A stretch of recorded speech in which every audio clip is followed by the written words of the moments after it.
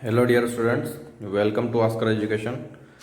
Students, हमने यहाँ पे चैप्टर फर्स्ट के पिछले डेरिवेशन सॉल्व कर लिए थे जो वैद्युत द्विध्रुव पर निर्भर थे, और एक जो डेरिवेशन था वो हमारे पास स्थितिज ऊर्जा के लिए था, जो कि हम इसको सॉल्व कर चुके हैं। स्टूडेंट्स, इसके बाद हम यहाँ पर सॉल्व करने वाले हैं विद्युत फ्लक्स।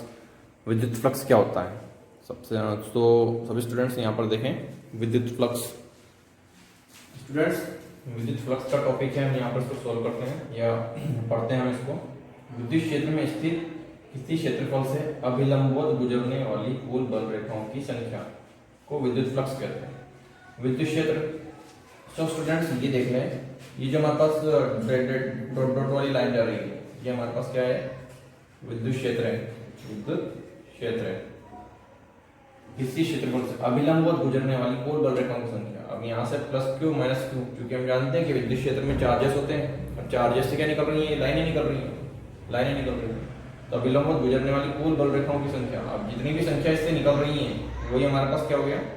को विद्युत फ्लक्स कहते हैं। यहाँ पर हम इसको विद्युत फ्लक्स कहते हैं। अब यहाँ पर स्टूडेंट्स इसको हम कैसे दर्शाते हैं? तो इसे हम फाई ई से प्रदर्शित करते हैं विद्युत फ्लक्स को। ई यहाँ पर क्या है? ये हमारे पास तीव्रता है यहाँ पर, क्योंकि बल रेखाओं की संख्या यहाँ पर दर्शाई गई है। इसे हम फाई ई से दर्शाते हैं। ये हमने बता दिया, ये हमारे पास क्या है? तीव्रता है। इसके बाद हम देख लेते हैं कि विद्युत फ्लक्स कितने प्रकार का होता है। प्रकार देख लेते हैं, ये दो प्रकार का होता है, धनात्मक विद्युत फ्लक्स और ऋणात्मक विद्युत फ्लक्स। अब सबसे पहले धनात्मक विद्युत फ्लक्स के बारे में बात करते हैं। जब किसी पृष्ठ से गुजरने वाली विद्युत बल रेखाएं बाहर की ओर जा रही होती है, तो यहां से देख लें, ये छोटा सा का प्लस के आवेश के हमको छोटा सा जो डॉट डॉट डॉट दिया हुआ है, इसको हमने S1 पृष्ठ माना है। इस पृष्ठ से क्या हो रही है? कोई बल रेखाएं बाहर की ओर जा रही है। देखो यहाँ पर कोई गुजरने वाली विद्युत बल रेखाएं बाहर की ओर जा रही होती है, तो विद्युत फ्लक्स धनात्मक होता है। तो मतलब ये रहा पृष्ठ S1, इससे बाहर की ओर जो लाइनें जा रही है वो अपने पास धनात्मक विद्युत फ्लक्स होता है। इसके बाद हमें इस स्थिति में विद्युत बल रेखाएं अपसरित होती हैं। स्टूडेंट्स, अपसरित का मतलब क्या होता है? अपसरित का मतलब होता है किसी बिखरना, कोई चीज का बाहर निकलना, ये हमारे पास अपसरित होता है। इसके बाद यहाँ पर देख लेते हैं ऋणात्मक विद्युत फ्लक्स। जब किसी पृष्ठ से गुजरने वाली विद्युत बल रेखाएं अंदर की ओर आ रही होती है, तो उसे विद्युत फ्लक्स ऋणात्मक होता है। तो स्टूडेंट्स, यहाँ पर हम देख लेते हैं एक और डॉट डॉट डॉट वाली हमको लाइन दे रखी है, ये वाली, इसको हमने S2 पृष्ठ दिया। इस पृष्ठ से क्या हो रही है? जो बल रेखाएं अंदर की ओर प्रवेश कर रही है, अंदर की ओर आ रही होती है, तो विद्युत फ्लक्स ऋणात्मक होता है। इस स्थिति में विद्युत बल रेखाएं अभिसरित होती है। अभिसरित का मतलब होता है एक केंद्र पर आ जाना, मतलब वो सब बल रेखाएं सारी वापस माइनस क्यू के पास आ रही है। यहाँ पर ऋणात्मक विद्युत फ्लक्स होता है। स्टूडेंट्स, के बाद हम आगे समझते हैं। स्टूडेंट्स, यहाँ पर हम देखते हैं, यहाँ पर हम विद्युत फ्लक्स, अब इसको सोल्व करते हैं। इसकी माप इस प्रकार से हम कर सकते हैं कि विद्युत फ्लक्स का फॉर्मूला क्या हमारे पास होना चाहिए। यदि विद्युत क्षेत्र की तीव्रता E, हमने विद्युत क्षेत्र की तीव्रता E है तथा उसके लंबवत स्थित पृष्ठ का क्षेत्रफल ds हो, तो हमारे पास ये ds है, ये क्या है? ये पृष्ठ है हमारे पास, और ये विद्युत क्षेत्र की तीव्रता, ये जो खड़ी लाइन है हमारे पास E है, और ये जो है ये हमारे पास ds है। उस पृष्ठ के तल से संबंध विद्युत फ्लक्स, अब यदि मान लीजिए हमारे पास पृष्ठ भी है और हमारे पास तीव्रता भी है, तो हम इन दोनों का जो मल्टीपल होता है, ये हमारे पास क्या कहलाता है? फाई ई, ये हमारा विद्युत फ्लक्स कहलाता है। सो हमारा विद्युत फ्लक्स का फॉर्मूला इस कंडीशन पर ये है, क्योंकि हमने केवल इनको खड़ी रखी है। हमारे पास विद्युत क्षेत्र की तीव्रता है और ये हमारे पास पृष्ठ है, तो इनका जो मल्टीपल होगा हमारे पास विद्युत फ्लक्स होगा। यदि हम देख लेते हैं यहाँ पर आगे, यदि विद्युत क्षेत्र ई क्षेत्रफल ds वाले पृष्ठ के अभिलंबवत से थीटा कोण बनाए, यदि मान लिया जाए ये विद्युत क्षेत्र E है, अब ये जो पृष्ठ है इसके अभिलंब से थीटा कोण बना रहा है, थीटा कोण बना दिया की दिशा में थीटा कोण बनाए, तो अभिलंब की दिशा में विद्युत क्षेत्र की तीव्रता का घटक, तो इस दिशा में हम देखते हैं, ये अभिलंब है हमारे पास, ये जो ऊपर वाला ये जो जा रहा है हमारे पास क्या है? अभिलंब, ये अभिलंब। इस अभिलंब से कितना कोण बना रहा है? थीटा। तो इसका घटक क्या हो जाएगा? ई कोस थीटा। हम जानते हैं कि जहां पर एंगल बढ़ता है वहां पर हमारे पास कोस थीटा आता है, और ई के साथ में बना रहा है, इसलिए हमने लिख दिया ई कोस थीटा होगा। अतः इस स्थिति में पृष्ठ से संबंध विद्युत फ्लक्स, अब हमारे पास, अब यहाँ पर हम देखते हैं फ्लक्स क्या होगा ई कोस थीटा ds, क्योंकि हमारा जो एंगल बना है वो ई कोस थीटा है और पृष्ठ क्या है ds है, तो ई कोस थीटा डॉट ds ये हमारे पास विद्युत फ्लक्स होगा। इसको और हम आगे सॉल्व करते हैं, ई और ds को इधर रख लिया और कोस थीटा को उधर भेज दिया। अब यदि हम इसका सदिश रूप लिखें तो ई सदिश ई डॉट सदिश ds, इस रूप में हम इसको लिख सकते हैं। इसको समीकरण नंबर 1 नाम दे दिया हमने। यहाँ पर हम आगे सॉल्व करते हैं। यदि थीटा बराबर 90 डिग्री हो अर्थात पृष्ठ विद्युत क्षेत्र के समांतर, अब जैसे मान लिया जाए हमारे पास ये हमारे पास विद्युत क्षेत्र की तीव्रता, ये विद्युत क्षेत्र है। अब विद्युत क्षेत्र के समांतर बोल रहा है तो ये पृष्ठ हमारे पास इसके समांतर हो गया, तो हमारे पास कितना एंगल बन रहा है 90 डिग्री।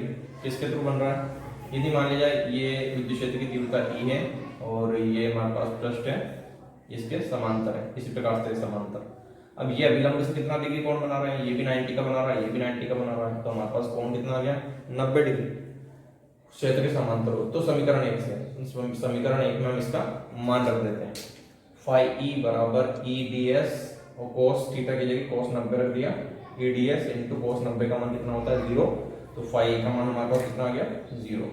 यदि मान लिया जाए यदि पृष्ठ विद्युत क्षेत्र के समांतर हो तो हमारे पास विद्युत फ्लक्स का मान 0 हो जाता है, ये हमारे पास है। इसके बाद स्टूडेंट्स हम आगे सॉल्व करते हैं। स्टूडेंट्स यहाँ पर हमारे पास यदि थीटा बराबर 0 डिग्री अर्थात पृष्ठ विद्युत क्षेत्र के लंबवत हो तो समीकरण 1 से हम यहाँ देख लेते हैं। यदि मान लीजिए थीटा बराबर 0 डिग्री हो मतलब विद्युत क्षेत्र पृष्ठ जो रहेगा हमारा ये इस क्षेत्र के लंबवत रहेगा। अब यदि मान लीजिए हमारे पास ये पृष्ठ हो गया और ये इसके लंबवत हो गया। अब अभिलंब से देखें, यदि हम अभिलंब से इन दोनों की कंडीशन देखें, ये हमारा पृष्ठ है और ये इनका अभिलंब है, इसका अभिलंब भी है इसका अभिलंब भी है, तो दोनों का अभिलंब से कितना कोण बन रहा है हमारा 0 डिग्री बन रहा है, क्योंकि अभिलंब के अभिलंब ऊपर जा रहे हैं दोनों के, तो वो हमारे पास कितना कोण बन रहा है 0 डिग्री बन रहा है। अब यहाँ हम देख लेते हैं, हमने इसलिए यहाँ पर 0 लिया है अर्थात विद्युत क्षेत्र के लंबवत हो, तो समीकरण 1 से फाई ई बराबर ई ds कोस उस थीटा की जगह हमने क्या रख दिया 0 रख दिया, ई ds गुणित कोस 0 का मान 1 फाई ई बराबर ई ds आ गया हमारे पास ये अधिकतम। तो हमारे पास जब पृष्ठ विद्युत क्षेत्र के लंबवत होगा तो हमारे पास विद्युत फ्लक्स का मान अधिकतम होगा, ये हमारे पास यहाँ पर सोल्व होगा। इसके बाद इसका ऐसा ही मात्रक हमारे पास क्या है न्यूटन मीटर प्रति कूलम, और विमी सूत्र हमारे पास क्या है इसका ml square t minus 3 a की घात माइनस 1, ये हमारे पास इसका विमी सूत्र होता है। इसके बाद हम इसको आगे देखते हैं। स्टूडेंट्स यहाँ पर हम यदि देखें अर्थात पृष्ठ S से गुजरने वाला कुल विद्युत फ्लक्स, हमारे पास हम छोटे छोटे पृष्ठ से निकाल रहे थे जब तक, यदि हमारे पास S बड़ा पृष्ठ है और उससे गुजरने वाला कुल विद्युत फ्लक्स कितना होगा फाई ई बराबर जो सूत्र हमने निकाला है उसका यदि हम समाकलन कर देंगे तो हमारे पास क्या आ जाएगा कुल विद्युत फ्लक्स आ जाएगा, तो फाई ई बराबर समाकलन ई ds सदिश ई डॉट सदिश डी, ये हमारे पास कुल विद्युत फ्लक्स के लिए हल है। इसके बाद नेक्स्ट सॉल्यूशन हल करते हैं। स्टूडेंट यहाँ पर हम घन कोण को देखते हैं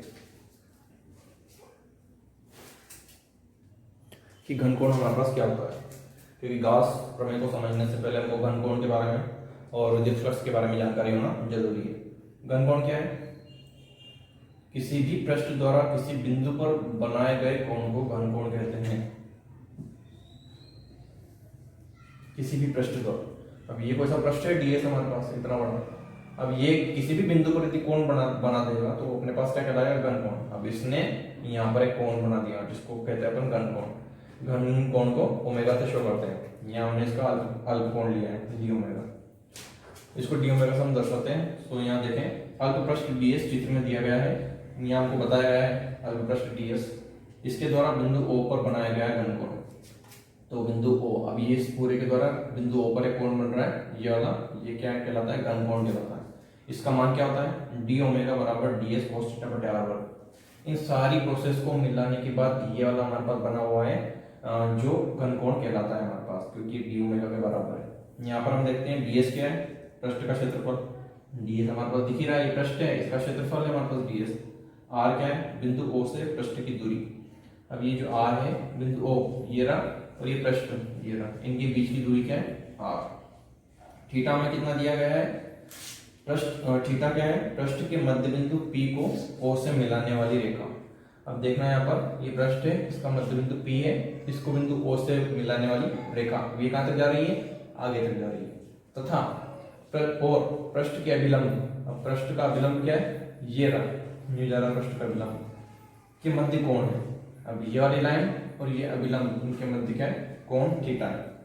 अब यहाँ देखते हैं, अतः यदि ds किसी बड़े पृष्ठ S का एक अल्पखंड हो, मान लीजिए ds, अब ये तो ds छोटा सा खंड दे रखा है, अब मान लीजिए बहुत बड़ा खंड है, उसका छोटा सा पृष्ठ है ds हो, तो समीकरण 1 का समाकलन करने पर, अब हमने ds के द्वारा ये एंगल निकाला है, यदि मान लिया जाए बड़ा पृष्ठ S हो तो हमारे पास ये मान भी बड़ा हो जाएगा, तो हमने लिख दिया समीकरण 1 का समाकलन करने पर, इसका समाकलन कर दिया हमने, समाकलन डी ओमेगा।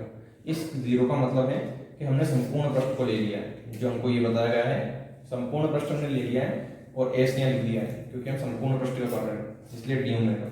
इधर भी हमने समाकलन जीरो और एस यहाँ कर दिया है, और ये हमारे पास cos थीटा को पहले लिख दिया है, ds को बाद में लिखा है, और आर वर्ग, ये हमने किया है। इसके बाद यहाँ आगे देखते हैं स्टूडेंट्स, यहाँ पर हम देखते हैं समाकलन डी ओमेगा की वैल्यू हमारे पास ओमेगा होती है बराबर समाकलन, ये हमने ऐसे ही लिख दिया है, और ये किसके बराबर है, ये 4 पाई के बराबर है, इसलिए हम यहाँ लिख देते हैं किसी बंद पृष्ठ के अंदर किसी बिंदु पर पृष्ठ द्वारा बनाया गया ठोस कोण, इसको हम घन कोण भी बोलते हैं, 4 पाई होता है।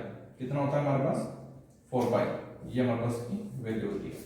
तो बंद पृष्ठ के अंदर बन रहा है, मान लिया जाए यदि इतना बड़ा हमारे पास कोई पृष्ठ होता और ये सारी प्रोसेस यहाँ पर रखी होती,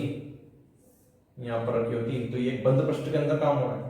अब बंद पृष्ठ के अंदर काम हो रहा है तो बनाया गया कोण, ठोस कोण हमारे पास कितना होता है, 4 पाई, तो इसके अंदर का जो घन कोण हमारा बनेगा वो कितना होगा, 4 पाई। ये ऑब्जेक्ट के हिसाब से भी हमसे पूछा जा सकता है स्टूडेंट, तो इस पर ज्यादा ध्यान रखना। स्टूडेंट्स यहाँ पर हमारा ये कंप्लीट हो चुका है, और हम अपना अगला टॉपिक नेक्स्ट वीडियो में आपके लिए लेकर आएंगे, जब तक कि आप इसकी अच्छी तरह से स्टडी करें, क्योंकि घन कोण विद्युत फ्लक्स अच्छी तरह से याद होने के बाद ही हम गॉस प्रमेय को अच्छी तरह से समझ सकते हैं। इसलिए आप इसकी ज़्यादा से ज़्यादा स्टडी करें, उसको समझने का प्रयास करें, और बार बार वीडियो को देखें, तो अपने दोस्तों को शेयर करें और लाइक करें एंड सब्सक्राइब करें, ताकि हमें पता चले कि आपको वीडियो अच्छा लग रहा है, ताकि हम और जल्द से जल्द आपके लिए नए नए वीडियो अपलोड कर सकें। Thanks for watching students.